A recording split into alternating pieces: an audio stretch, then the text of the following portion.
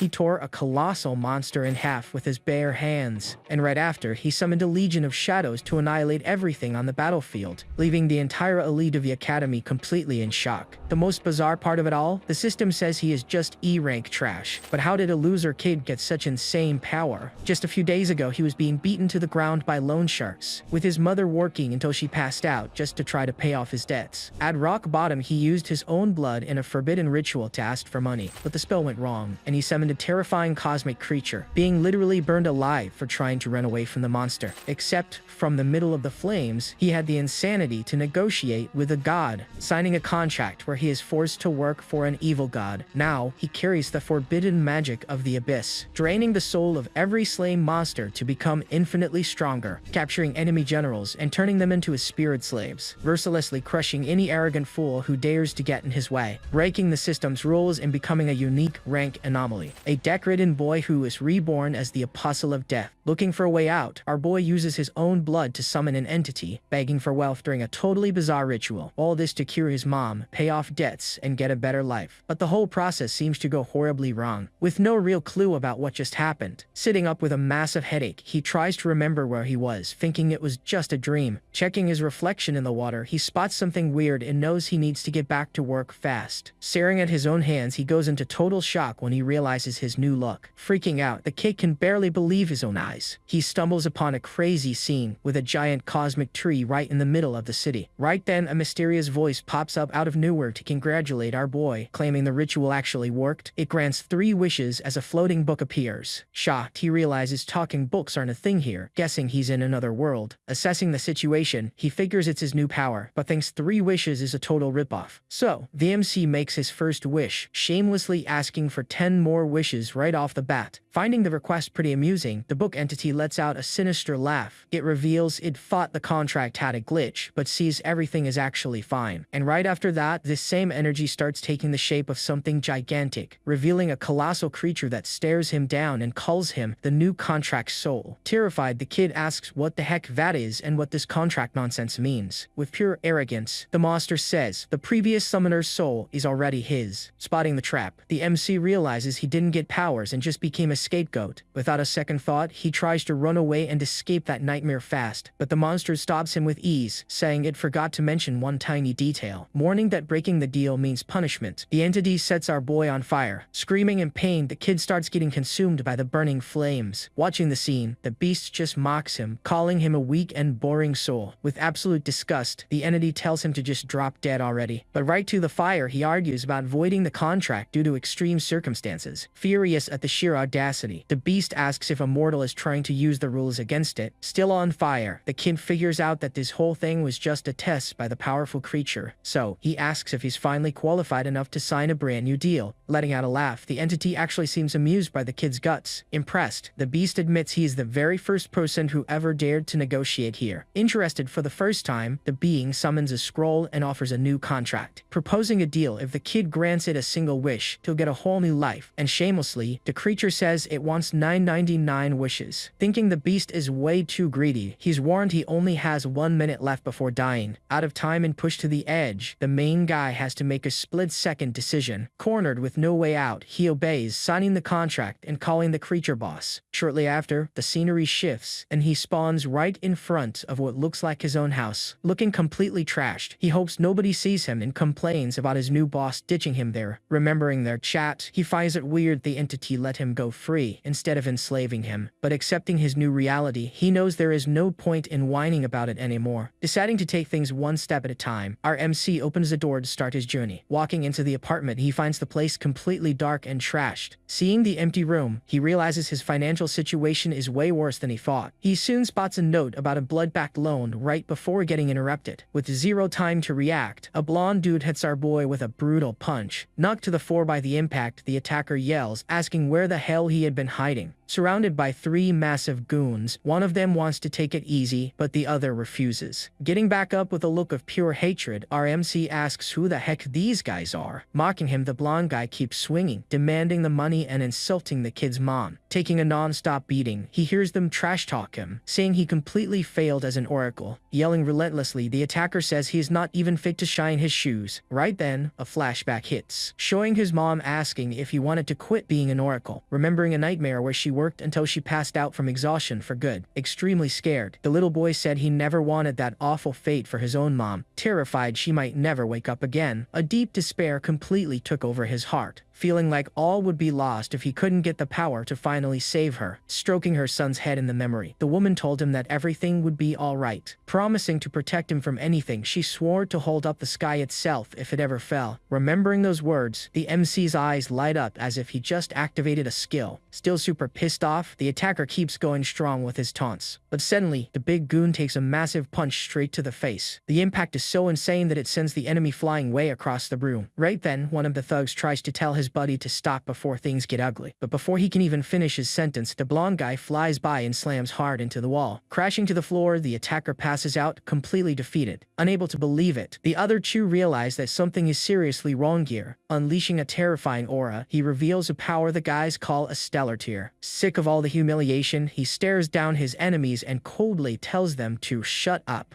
Thinking the kid is way too arrogant, one of the guys decides to teach him a harsh lesson. Agreeing with the idea, the duo gets ready to completely crush our boy. Analyzing it calmly, the MC knows his Renki is way weaker than his enemy's strength. Furious, one of the meatheads charges in with a club, ready to strike. But our boy can clearly see every single one of the enemy's movements. Swinging with all his might, the thug ends up just smashing the empty floor. Looking around, the guy sees nobody and wonders where the heck his target went. Popping out of nowhere, our main guy appears right behind him, delivering a heavy kick, hitting the enemy dead on with extreme precision. Totally stunned, the other thug can't believe the strength and speed of a Renki. Trying to exploit the situation, he aims straight for our hero's blind spot, aiming right at the ribs to end this fight once and for all. To the guy's surprise, the kid blocks it and fires back with a kick to his stomach. Panicking, the dude has no idea how the kid knew his exact position. Wrapping up the fight, the MC sends the last rival flying with a perfectly timed kick. Down on the floor, the thug begs for mercy, claiming he just follows orders from some Lin Yu. Questioning the name, our hero actually seems to recognize who he is talking about. Telling him to pass on the message that he'll pay the debt, he demands they grab their injured and get out. He just stands there watching as they carry their beaten buddies away. Alone in the mess, he talks to the void and asks if his new boss was watching all that. Showing up instantly, the entity admits it sensed a weird power and secretly helped out. Getting hyped up fast, the kid thinks that with this kind of help, he'd be totally invincible. But the book kills his buzz, warning him he was just lucky to survive that much power. Pushing back, he argues that getting stronger would make it way easier to fulfill the boss's wish. Agreeing with his logic, the being promises a reward but completely bans any new loans. Secretly surprised, the creature sees the kid's control is way better than expected. Noticing the kid's silence, the voice asks if he needs some help with that second wish. Brushing it off, the MC changes the subject, but the book insists on knowing what he wants. Replying he doesn't know yet, he asks what to do, but the entity tells him to figure it out. Frustrated, he realizes he knows nothing about this world and can't count on his boss for help. Deciding to start somewhere, he grabs the body's previous owner's phone up on the roof. Checking the device to understand the situation, he notices there are no messages from his family, until he finds a single text from his sister saying their mom passed out at the hospital. Arriving at Tianlin Hospital as fast as he possibly can. Rushing inside, the kid searches for the right room, finally finding a girl standing right next to a bed. Noticing the tense vibe, he thinks anyone would be furious about being ignored like that. Figuring the girl must be his new sister, he just watches her for a second. Then, looking down at the bed, our MC sees who is lying there. Seeing his new mom all pale and weak, he just stands there in total silence, completely shocked. Comparing the sight to his memories, he wonders if this whole mess is actually his fault. Walking up to the girl, the main guy apologizes and asks how their mom is doing. But, with a voice full of pure anger, she just asks what his excuse is this time. With pure sarcasm, the girl asks if he was too busy training or summoning gods. Right after she rubs it in his face that their mom worked until she collapsed to pay off his debts. Exploding with rage, she yells about him never visiting after the family gave up everything for him. Dropping the harsh truth, she says their mom almost died because they couldn't afford the ICU, stating that both she and their mom are completely sick and tired of him. Handing him some cash, the sister warns him that his debts are no longer their problem. At that moment, our MC tries to process what that actually means. Hearing from his sister that from now on, they have absolutely nothing to do with each other. Walking aimlessly, the entity notices his anxiety and asks if those words really shook him, saying it's not really his fault since that family was just a bunch of strangers to him, replying he didn't expect any comfort. The boy says the girl just made him remember his own past. Focused on the goal, he ignores the pain and tells his boss he needs to prove his worth, believing that with enough power, he can fix every single thing that just happened. Confirming the promise, the entity says it's totally possible if he proves his worth first. But watching the kid, the being reflects on this whole destiny thing, truly believing that the boy isn't going to let him down. Meanwhile, the scene shifts to a fancy nightclub called Obsidian. Inside a VIP room, a voice celebrates the profits and orders even more investments. Checking a report, Boss Ling Yu finds out that his guys actually lost to a student. Scoffing, the villain complains about their total incompetence and says he'll handle things by the book. Explaining to the boss, the thug reports it's a rare case involving level 2 and 3 apprentices, revealing the attacker was a student who just barely hit apprentice level 2. Intrigued by the news, the big boss asks who the heck was responsible for this mess. Showing the MC's file, the thug concludes that his strength must easily be at level 3. Finding the whole thing pretty interesting, Ling Yu suspects the kid is hiding his true strength. Giving orders to his goon, the villain tells him to keep an eye on the MC so they don't waste his talent. Skipping ahead in the story to a few days later, seeing the boy jogging down the street, an old man is surprised to see him out so early. Greeting the kid, the shopkeeper offers him some brand new energy supplements. Politely turning him down, our MC says he's got stuff to do and will drop by later. Joking around, the vendor mentions the kid's good mood, asking if he finally got a girlfriend. Jogging to the city, he reflects on adapting and uses the memories to understand this new world. Finding out that people here use supplements to gain power, being called speakers. Realizing that the meds for this are super expensive,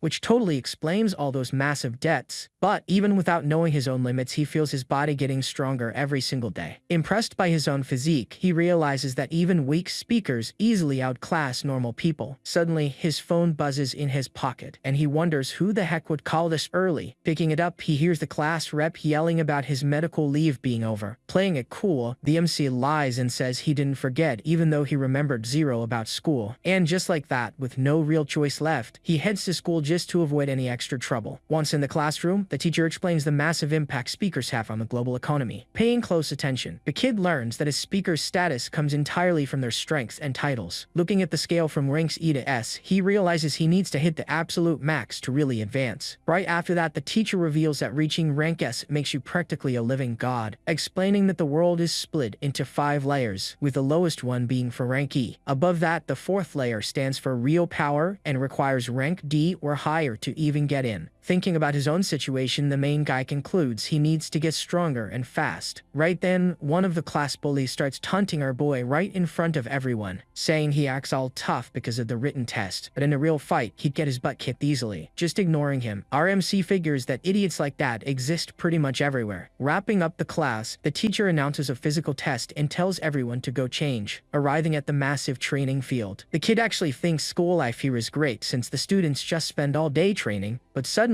a very familiar voice calls out his name. Watching from afar, the other students can already tell a fight is about to break out. Whispering, the students say those two never get tired of starting trouble every single month. Walking right up, the bully grabs him by the collar, accusing the MC of acting way too arrogant, claiming that speakers are judged purely by strength, and the kid is just a level 1 piece of trash. Keeping totally cool, the main guy claps back that the bully is also just a level 1 piece of trash. Getting absolutely furious, the bully charges in with a ridiculously violent punch, but the punch is blocked with impressive ease. Catching the fist with zero effort, our boy coldly asks if he's finally done. Freaking out, the guy tries to pull away but can't, suddenly noticing the MC looks way taller now. Throwing the rival's words right back, the kid asks if he can rip his mouth off now. Stuttering a weak no, the bully suddenly realizes how much trouble he just stepped into. Right when both of them start feeling another presence, radiating an incredibly overwhelming and heavy pressure. All of a sudden, someone speaks up about how totally bold the two of them are. It's their rank D teacher demanding to know who gave them permission to brawl in his class. Calling the kid a brat, the teacher says he just got back and is already causing trouble. Flashing a smile,